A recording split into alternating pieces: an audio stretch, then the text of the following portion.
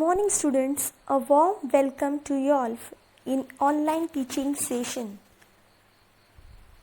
So my dear students, in our previous lecture, in our first part, we have completed the unit 1. So in today's lecture, we are going to start with unit 2.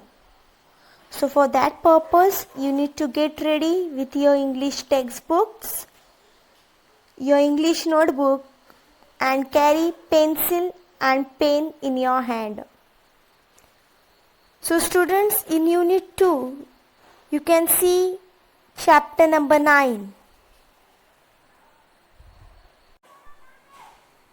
Unit 2, chapter number 9, the Trianti Monti Gongal 21, page number.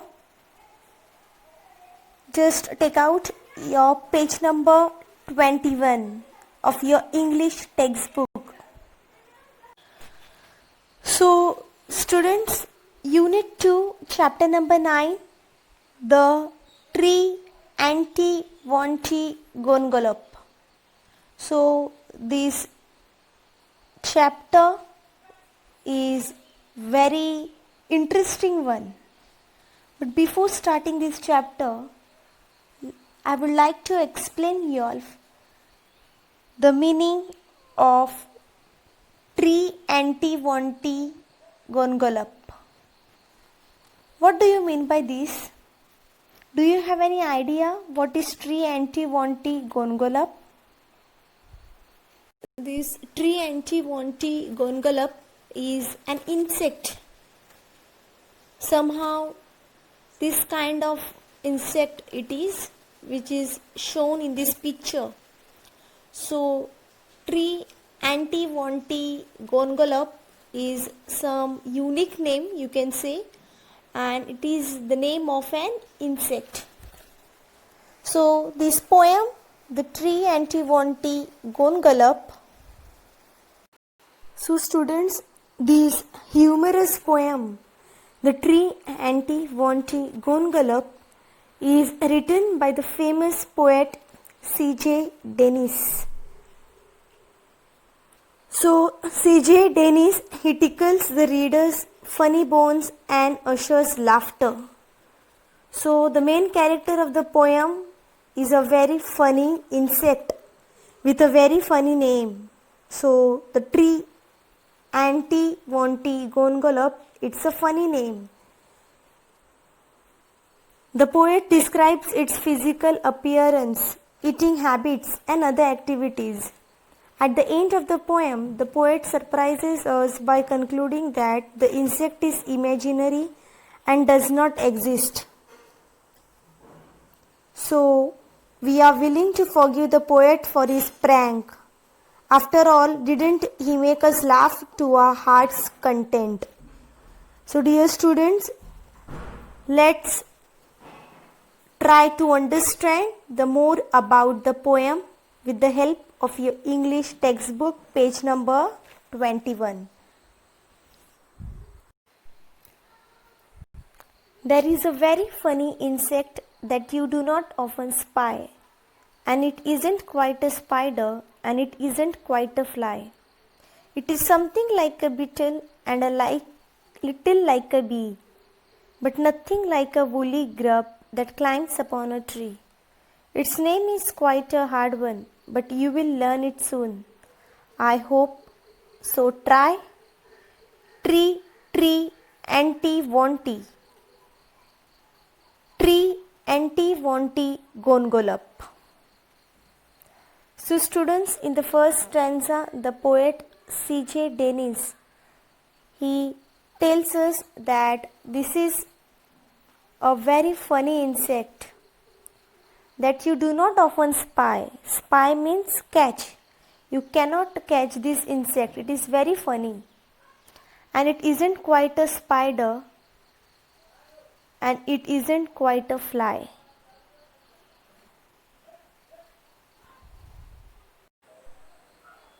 So students, the poet C.J. Dennis, he tells us that the insect tree anti wanti gongolop it is not quite like spider and it isn't quite a fly.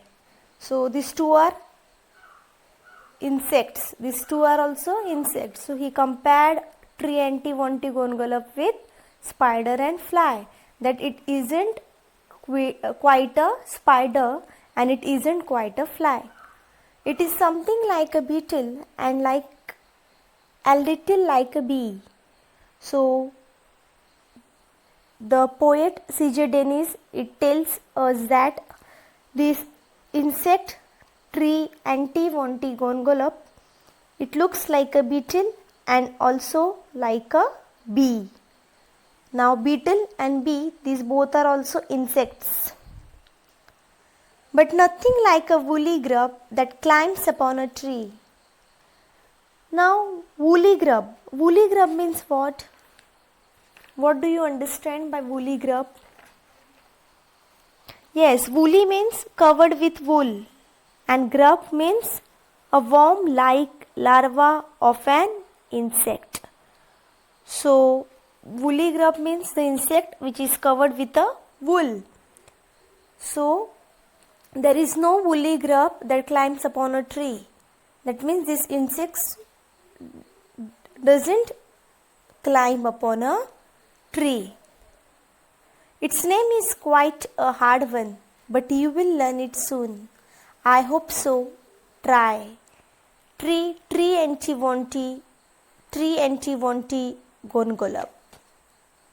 So further the poet says in first stanza that this insect name is quite a hard one, but you will learn it soon, and for that purpose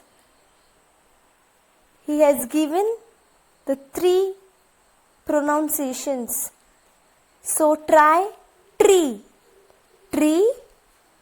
in second tree antivonti, and last tree antivonti gongalap. So you have to divide this word in 4 parts. Tree, anti,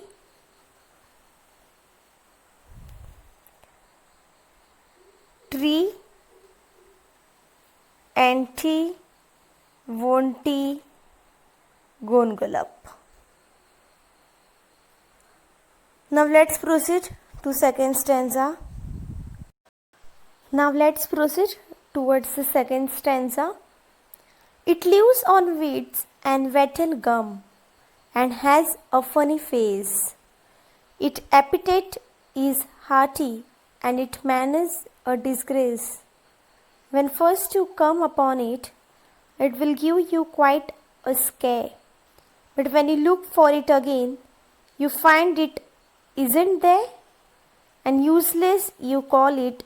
Softly it will stay away and mope. So try tree antivonti gongalap.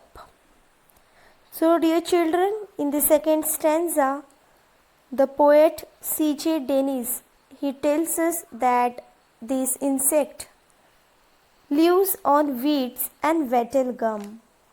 Now weeds means unwanted wild plants and wattle gum means an Australian gum. So this insect lives on unwanted wild plants and Australian gum, and it has a funny face. Its appetite is hearty. Now appetite means what? Desire for food. So its desire for food is hearty and it manners a disgrace. Disgrace means what? Loss of respect due to one's action.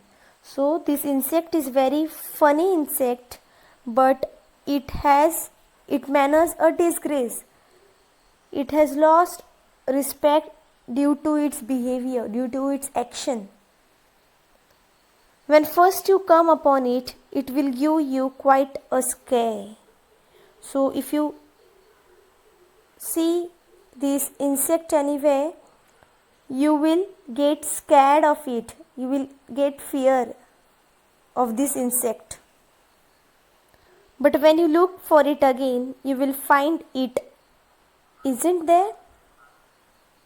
And unless you call it softly, it will stay away and mope. Mope means what? Feel low and dejected.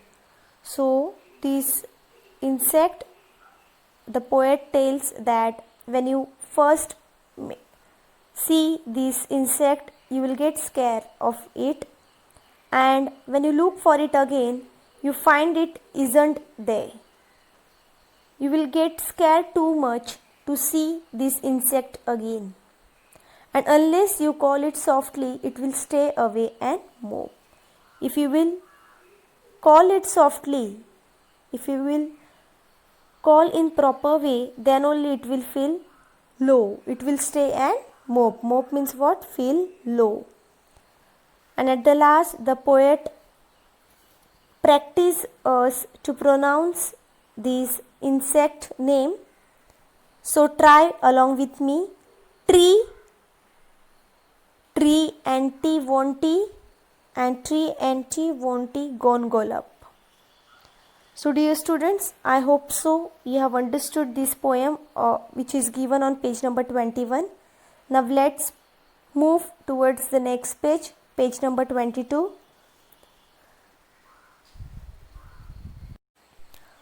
Now page number 22, third stanza. It trembles if you tickle it or tread upon its toes. It is not an early riser, but it has snubbish nose. If you sneer at it or scold it, it will scuttle off in shame. But it purrs and purrs quite proudly if you call it by its name, and offer it some sandwiches of sealing wax and soap. So try, tree, tree, anti, won't tea, tree, anti, won't tea, gongolap.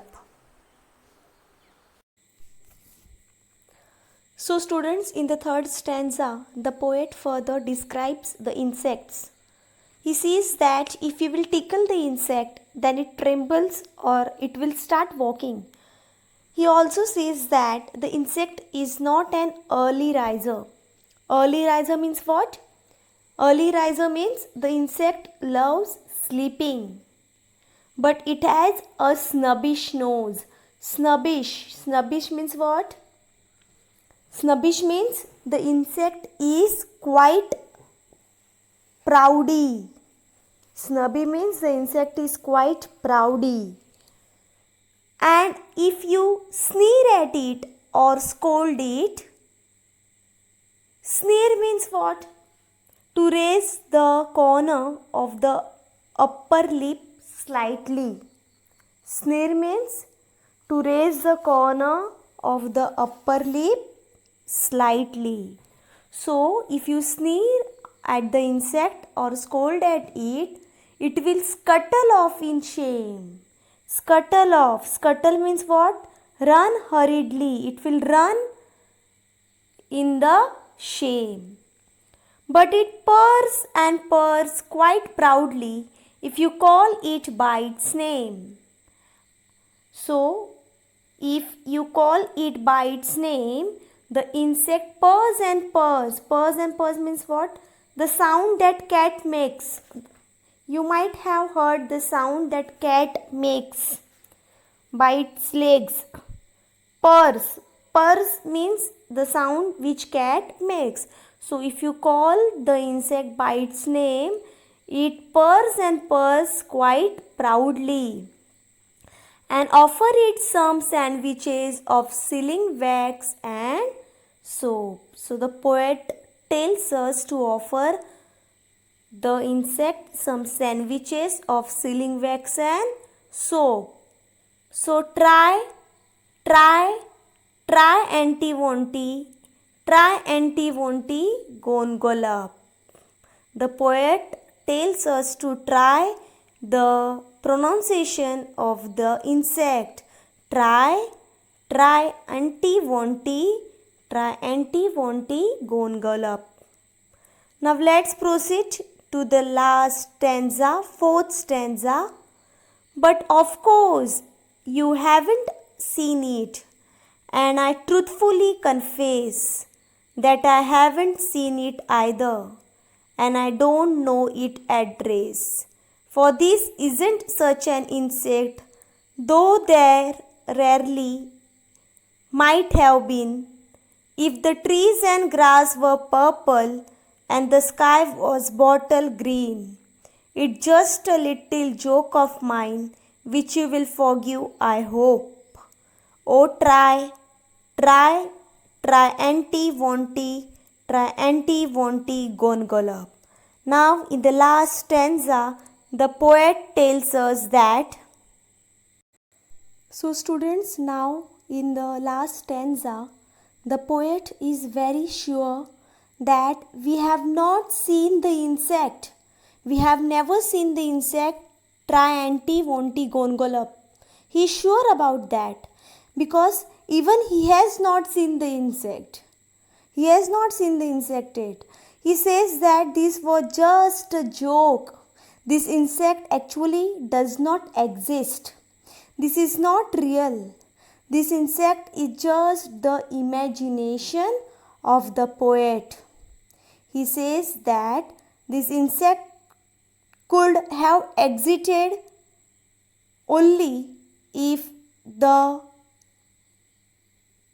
grass and trees were purple and the sky was bottle green in color. So we all know that it is impossible to find this insect. So he says that this was his little joke of his. He says that this was a little joke of mine.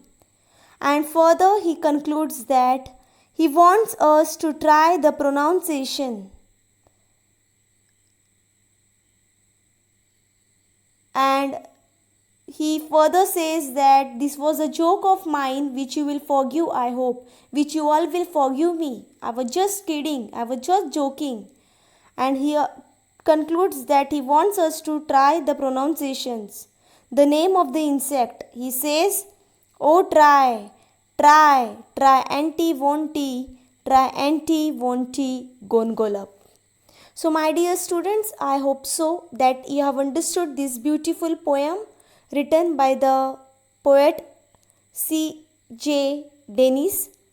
Now I am sending you all the meanings and question answers through WhatsApp. Kindly note down the question answers and meanings in your combined book and notebook in neat and clean handwriting. Now we'll see you in the next lecture. Thank you.